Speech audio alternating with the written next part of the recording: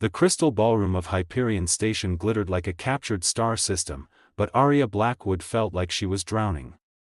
Her silver gown, custom-designed, worth more than most families earned in a year, felt like chains wrapped in silk. At 23, she'd spent her entire life being her father's perfect asset, and tonight that perfection was about to seal her fate forever.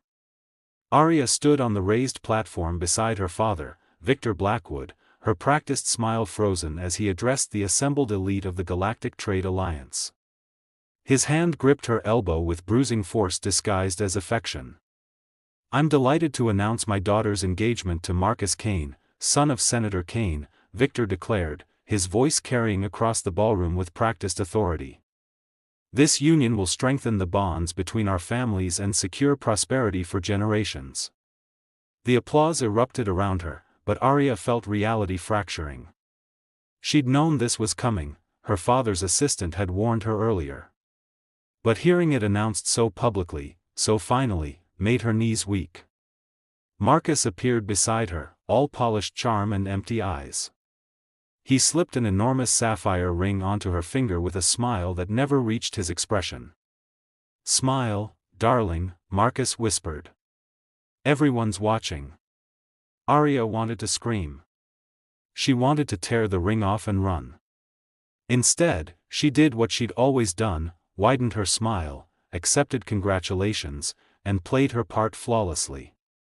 Until her eyes met his across the crowded ballroom. Kieran Vaughn stood near the bar, a glass of something amber in his hand, watching her with an intensity that made her breath catch. He was everything Marcus wasn't, dark where Marcus was fair, dangerous where Marcus was sanitized, real where Marcus was manufactured. His black formal wear fit his athletic frame perfectly, but he wore it with the casual defiance of someone who didn't need approval to command attention. Arya knew exactly who he was. Everyone in the Trade Alliance knew Kieran Vaughn, the notorious space pirate who'd built an empire from salvage and rebellion, the man who'd publicly humiliated her father in a trade dispute last year. Victor spoke Kieran's name with pure venom, calling him a criminal, a threat to civilized society. But as Kieran's steel-gray eyes held hers across the ballroom, Arya felt something she'd never experienced before, recognition, as if her trapped soul knew his defiant one. He raised his glass slightly, a gesture that could have been congratulations. But his eyes told a different story. They saw through her perfect smile, through the performance, straight to the desperate woman underneath. Arya felt her composure cracking. The walls were closing in. Marcus's hand on her waist felt like a brand. Her father's expectations pressed down on her like gravity. The future stretched before her, an endless chain of obligations and performances. Suddenly, she couldn't breathe. "Excuse me," she murmured, extracting herself from Marcus's grasp. "I need air." She walked calmly toward the terrace doors, but once outside in the recycled station atmosphere, she started running. Her heels clicked against the metal walkway as she descended stairs leading away from the ballroom, away from the life that had been chosen for her, away from everything. She didn't know where she was going until a sleek ship docked in a private bay caught her attention. Its design was unmistakable, the Starfire, Kieran Vaughn's legendary vessel. And standing at the boarding ramp was the man himself, watching her approach with an expression somewhere between concern and calculation. "Running away from something?" Kieran asked as she reached him, breathless and desperate. "Everything," Arya admitted, her carefully maintained composure finally shattering. "I can't marry him. I can't live this life anymore. I'd rather die than spend another day in that cage." Kieran studied her for a long moment, his gray eyes searching her face. "Your father will come after you with everything he has. He'll destroy anyone who helps you escape." "I know," Arya whispered. "But I'm asking anyway. Please, help me disappear." "You know who I am," Kieran said carefully. "You know your father and I are enemies. Getting on my ship could be jumping from one trap into another." "Maybe," Arya agreed, meeting his gaze steadily. "But at least it would be my choice. I'm done letting other people decide my fate." Something shifted in Kieran's expression, respect mixing with something darker, more complex. "All right, Arya Blackwood. But understand this, once you board the Starfire, there's no going back. Your old life ends tonight." "Good," Arya said fiercely. "I want it to end." Kieran extended his hand. "Then welcome to freedom. Whatever that means for both of us." Arya took his hand, feeling electricity race through her at the contact. She was walking onto the ship of her father's worst enemy, a man with every reason to use her as a weapon. It was reckless, dangerous, possibly the worst decision she could make. But as the Starfire's engines powered up and the station fell away behind them, Arya felt something she'd never experienced before: hope. She was finally in control of her own destiny, even if that destiny led her into the arms of a man she shouldn't trust. The galaxy stretched before them, infinite and terrifying and full of possibility. And for the first time in her life, Arya Blackwood was truly free to choose her own path, even if that path led to heartbreak, betrayal, or something far more dangerous than either. As Kieran guided his ship away from Hyperion Station, he glanced at the woman beside him, Victor Blackwood's perfect daughter, now a runaway in a silver gown with bare feet and defiant eyes. He'd planned to use her against her father, to finally get revenge for everything Victor had destroyed. But looking at her now, Kieran felt his careful plans beginning to unravel. Because Arya Blackwood wasn't what he'd expected. She wasn't a pampered princess playing at rebellion. She was a caged bird who'd finally found the courage to break free. And Kieran Vaughn, notorious pirate and ruthless strategist, realized he was in far more danger than he'd anticipated. Not from Victor Blackwood's forces, but from the woman sitting beside him, looking at him with trust he wasn't sure he deserved. "Where are we going?" Arya asked as they entered hyperspace. Kieran's smile was slow and dangerous. "Somewhere your father will never think to look. Somewhere you can breathe, think, and decide what you really want from your life." His hand found hers on the console, their fingers intertwining. "If you'll trust me." Arya looked at their joined hands, then at the massive engagement ring still on her finger. She pulled it off and set it on the console, feeling lighter than she had in years. "I'm trusting you," she said, meaning it despite every warning in her head. "Don't make me regret it." "I'll try not to," Kieran promised, though they both knew he was already keeping secrets. Already planning to use her in his war against her father. But as the Starfire carried them deeper into the unknown, both of them felt the dangerous pull of something neither had planned for: genuine connection. And that the Starfire was unlike any vessel Arya had ever seen. Where her father's ships were sterile and corporate, Kieran's was alive, all repurposed tech and creative engineering, with corridors that felt like arteries pumping through a mechanical heart. Arya followed Kieran through the maze of passages, her silver gown completely impractical for the metal grating beneath her bare feet. "Your quarters are here," Kieran said, opening a door to reveal a surprisingly comfortable cabin. It was small but well appointed, with a viewport showing the stars streaking past in hyperspace. "It's not the luxury you're used to, but it's safe. Private. You can lock it from the inside." The fact that he mentioned the lock felt significant, a promise that he wouldn't force his way in, that she maintained some control despite being on his ship. Arya stepped inside, turning to face him. "Why are you really helping me?" she asked. "The truth, Kieran. Not the noble rescue story." His jaw tightened, and for a moment she thought he'd lie. Then he said, "Because your father destroyed my family. My sister Mara died 3 years ago because of weapons your father sold to a rebel faction. Faulty tech that exploded during a raid." She was 21. The words hit Arya like a physical blow. "I'm sorry," she whispered. "I didn't know." "Of course you didn't. Victor Blackwood is very good at hiding his crimes behind legitimate business." Kieran's expression was carved from stone. "I've spent 3 years gathering evidence against him. And yes, part of me thought having his daughter on my ship might give me leverage. But Arya, I won't use you that way. You deserve better. Before Arya could respond, a melodic voice interrupted from the doorway.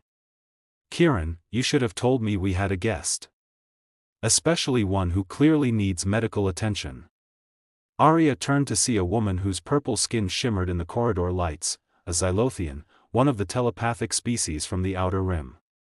She wore practical clothing and carried a medical scanner, her violet eyes assessing Arya with professional concern. This is Dr. Zara, Kieran said. She's our ship's medic and my most trusted friend. Zara, this is Arya Blackwood, Zara finished, her gaze sharp. I know who she is. The question is, does she know what she's gotten herself into? Kieran's expression darkened. Zara. Let me examine her, then we'll talk, Zara said firmly. She turned to Arya with a gentler expression. May I? That grip on your arm looked painful, and I suspect you're running on adrenaline rather than actual well-being. Arya nodded, and Kieran reluctantly left them alone. Zara worked in silence for several minutes. Her scanner humming as she checked Arya's vitals. Finally, she set down her equipment and met Arya's eyes. You have old bruises, Zara said quietly. Healed fractures in your left wrist from about 2 years ago. Signs of long-term stress and controlled eating. Your father hurt you, didn't he? Arya looked away, shame heating her cheeks. He was preparing me. Making me perfect. Everything had to be controlled, my weight, my appearance, my words. I wasn't his daughter. I was his most valuable asset. Zara's hand covered hers, warm and steady. I'm sorry you suffered that. But Arya, you need to understand something about Kieran. He's a good man, but he's also consumed by vengeance against your father. I've watched him plan this for 3 years. Having you here, it's both a gift and a temptation for him. You think he'll use me as leverage, Arya said. I think he'll try very hard not to, Zara replied. But when the moment comes, when he has a chance to destroy Victor Blackwood, you need to be prepared for difficult choices. Can you trust Kieran with your heart when you know he wants to destroy everything you came from? The question haunted Arya over the following weeks as she adjusted to life aboard the Starfire. She learned the ship's rhythms, helped in the galley, studied navigation with Kieran's second-in-command. She felt useful for the first time in her life, valued for her contributions rather than her appearance or connections. And she fell deeper under Kieran's spell with every passing day. He was patient, teaching her about ship operations without condescension. He was thoughtful, noticing when she was overwhelmed and giving her space. And he was honest about his past, the foster homes, the street survival, the slow climb from nothing to captain of his own vessel. But he was also plotting. Arya would find him late at night, surrounded by data files and shipping manifests, building his case against Victor Blackwood. And she knew that eventually, he would ask her to choose between her father and him. The choice came sooner than expected. 6 weeks after her escape, Victor's face appeared on every major news network, his expression perfectly crafted concern. My daughter Arya has been kidnapped by the criminal Kieran Vaughn, Victor announced, his voice breaking with false emotion. He's holding her for ransom, manipulating her into believing his lies about our family. Arya, if you're watching this, come home, sweetheart. We can work through this together. Your father loves you. Arya watched the broadcast with Kieran and Zara, feeling sick. He's turning me into a victim. Making you look like the villain. He's a master manipulator, Zara said quietly. This is what Xylothians call truth-bending, not outright lies, but carefully crafted narratives that serve his purpose. Kieran's jaw was tight. Your father is offering a massive reward for information leading to your recovery. He's put a bounty on my head. This just became much more dangerous for everyone on this ship. I should contact him, Arya said. Tell him I left willingly, that I'm safe. He won't believe you, Kieran interrupted. He'll say you're being coerced. Arya, your father doesn't want you back because he loves you. He wants you back because you're his property, and I stole you. The words stung because they rang true. Arya thought of all the years Victor had controlled her, the way he'd arranged her life like pieces on a chessboard. He'd never asked what she wanted, never considered her feelings. She'd been a tool, not a daughter. Then we fight back, Arya said, decision crystallizing. You said you have evidence of his crimes. Let me help you. I know his systems, his contacts, the way he operates. Together, we can expose him. Kieran studied her face. If we do this, there's no going back. You'll be cutting ties with your father permanently. Everything you inherited, every connection you had, gone. Good, Arya said fiercely. I never wanted any of it. I want justice for your sister, for my mother, for everyone Victor Blackwood has destroyed. Something shifted in Kieran's expression, respect mixing with desire and something that looked like fear. Arya, I need to tell you something. When I first saw you at that gala, I planned to kidnap you. To use you as leverage against your father. That's why I was there, why I followed you when you ran. It wasn't fate or coincidence. It was calculated. The admission should have devastated her. But Arya had suspected as much, had seen the truth in how carefully Kieran watched her, how strategic his kindness could be. And now, she asked quietly. Is this still calculation? Kieran crossed to her, his hand cupping her face with a gentleness that contradicted his reputation. Now I'm terrified because you've become more important than revenge. More important than anything. I'm falling for you, Arya, and that wasn't part of the plan. Arya's breath caught. I'm falling for you too. Even. Your crimes, your lies, all of it. You wouldn't dare. That would destroy you as much as me. Your signature is on half those documents. I know, Arya said calmly. And I'm willing to face consequences for my unknowing role. Are you willing to face yours for deliberately destroying lives? For a long moment, Victor stared at her through the view screen. Then he smiled, cold and calculating. You've changed, daughter. Kieran Vaughn has corrupted you thoroughly. But you've forgotten one important thing. I made you. I can unmake you just as easily. If you won't come willingly, I'll broadcast a different story. That you're suffering from the same mental illness that afflicted your mother. That this criminal has taken advantage of a vulnerable young woman. The courts will believe me, Arya. They always do. The transmission cut off, and his ships opened fire with renewed intensity. Kieran's crew responded, but they were outgunned and outnumbered. We can't win this fight, Kieran said, already plotting an escape route. We jump in 60 seconds whether the field is clear or not. Arya gripped the console, watching explosions light up the view screen.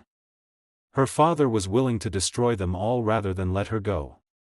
And he would paint himself as the grieving father, her as the mentally ill daughter, and Kieran as the villain who corrupted her. Unless they struck first. Unless they released everything before Victor could control the narrative.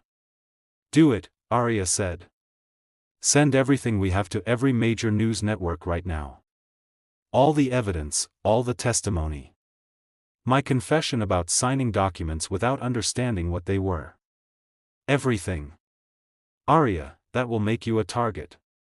I'm already a target, she interrupted. But at least this way, the truth gets out before my father can bury it. Do it, Kieran. Trust me. Kieran looked at her for one heartbeat, then nodded. His fingers flew across the console, initiating the massive data transmission. As the Starfire jumped to hyperspace with Victor's ships in pursuit, the truth about Victor Blackwood began flooding across the galaxy's information networks. There was no going back now. Arya had chosen her side, and the war was just beginning. Bed with growing confidence. His hands were reverent as they explored, treating her like something precious rather than an object to be controlled. You're sure? Kieran asked one more time, his gray eyes searching hers. Arya, we don't have to. I want this, Arya said firmly. I want you. I've wanted you since that first night when you offered me freedom. What followed was tender and passionate, Kieran teaching her body pleasures she'd never imagined.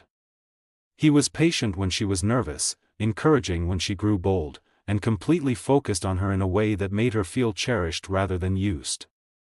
But when they finally came together, Arya couldn't stop the cry of pain that escaped her. Kieran froze immediately, his expression shifting from passion to shock. Arya, he breathed, his voice shaking. You were a virgin, she finished, embarrassed tears pricking her eyes. I'm sorry, I should have told you. You're apologizing? Kieran pulled back carefully, his hands trembling as he cradled her face. Arya, Marcus never, you were engaged for a year.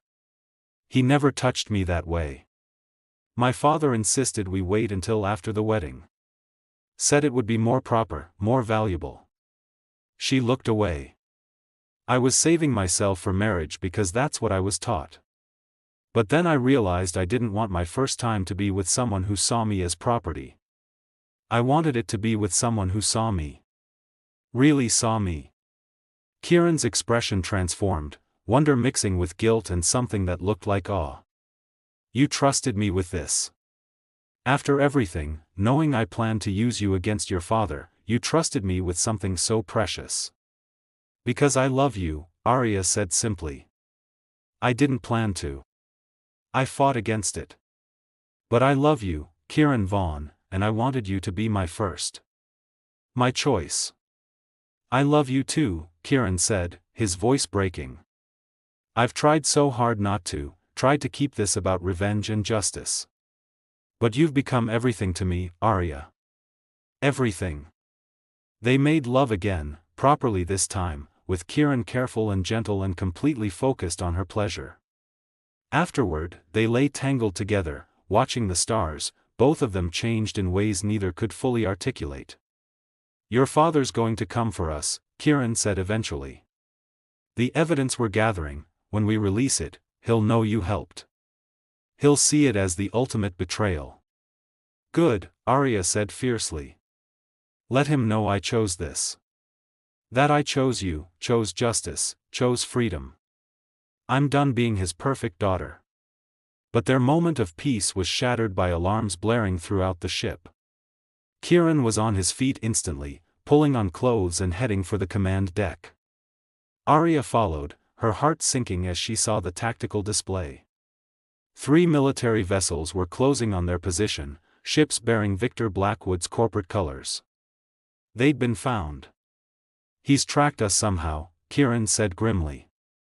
We need to jump to hyperspace, but we're too close to that asteroid field. We'll have to fight our way clear first. Zara appeared, already in combat gear. I've locked down medical and secured all systems. We're ready. As the first weapon's fire streaked across the view screen, Arya made a decision. Contact my father. Let me talk to him. Arya, no. Trust me, she said. I have a plan. Victor's face appeared on the view screen, his expression perfectly crafted concern masking cold fury. Arya, sweetheart. I'm here to bring you home. Tell that criminal to power down his weapons and release you. I'm not a hostage, father, Arya said calmly. I left willingly. I'm not coming back. Victor's mask slipped slightly. You don't know what you're saying. This man has manipulated you, filled your head with lies about our family. The only liar is you, Arya interrupted. I know about the weapons deals. About Mara Vaughn. About all the people who died because of your greed.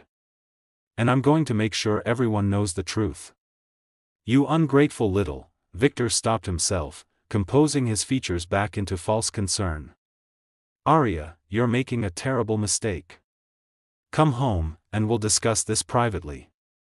Continue down this path, and you'll force me to take actions I'd prefer to avoid. Like what? Having me declared mentally unstable like you did to my mother? The words came from deep inside, from years of suppressed suspicion. I remember her, father. I remember how she tried to protect me from you, how she disappeared one day, and you said she was sick. But she wasn't sick, was she? You had her locked away because she tried to leave you. Victor's expression turned glacial. Your mother was weak, unable to handle the responsibilities of our position. I did what was necessary to protect you from her instability. You're the one who's unstable, Arya said.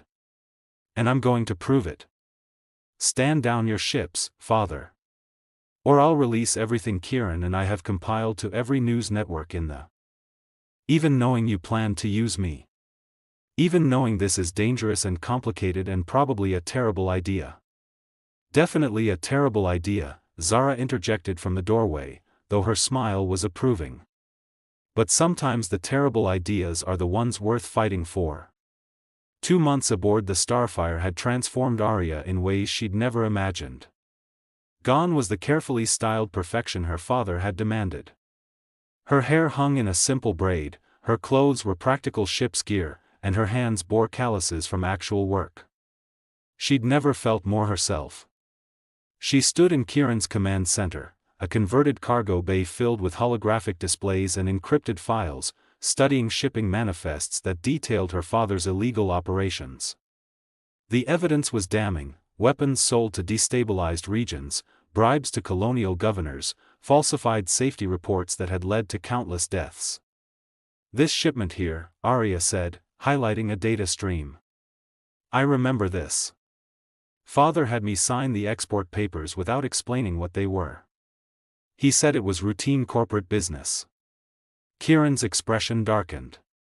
That shipment included the faulty plasma cores that killed Mara. He made you complicit, Arya.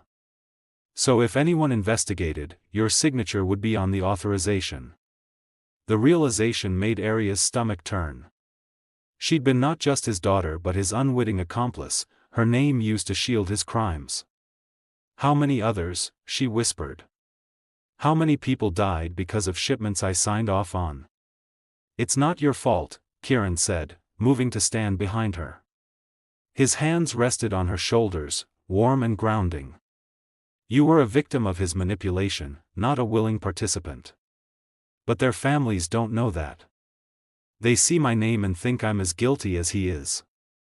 Arya turned to face him, tears streaming down her face. I have to fix this. I have to make it right. Kieran pulled her close, and Arya buried her face against his chest, breathing in the scent of him, metal and ozone and something uniquely his. His hand stroked her hair, and she felt safe in a way she never had in her father's house. We'll fix it together, he murmured. You're not alone in this, Arya. They worked late into ship's night, unraveling Victor's criminal network piece by piece. Somewhere around hour 3, Kieran ordered food brought to the command center. They ate while reviewing files, their shoulders touching, sharing observations and strategies. You're brilliant at this, Kieran said, watching Arya connect disparate data points into a coherent pattern. You could be a legendary investigator if you wanted. I just want to stop him from hurting anyone else, Arya replied. But she felt a flush of pride at his praise. No one had ever valued her mind before, only her appearance, her connections, her utility as a prop. As the night deepened, the work became harder to focus on. Arya was hyper-aware of Kieran beside her, the way his jaw tightened when he found particularly damning evidence, the way his eyes would linger on her face when he thought she wasn't looking, the way his proximity made her skin feel too warm. We should rest, Kieran said finally, his voice rough. We've made good progress. But neither of them moved. The air between them felt charged, heavy with months of growing attraction and carefully maintained distance.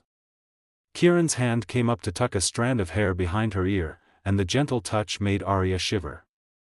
Arya, he said softly. Tell me to leave. Tell me this is a bad idea. It's a terrible idea, Arya agreed, rising on her toes to bring her face closer to his. But I don't care anymore. The kiss exploded between them, months of restraint finally shattering. Kieran's hands tangled in her hair while Arya clutched his shirt, pulling him closer. It was nothing like Marcus's calculated kisses or any of the staged affection she'd experienced in her father's world. This was real and desperate and overwhelming. "My quarters," Kieran said against her lips. "If you're sure." "I'm sure," Arya said, though her heart hammered with nervousness and anticipation. Kieran's cabin was larger than hers, dominated by a bed clearly designed for someone his size. The viewport showed stars streaming past, and Arya felt like they were the only two people in the entire galaxy. Kieran moved slowly, giving her time to change her mind, but Arya pulled him down to the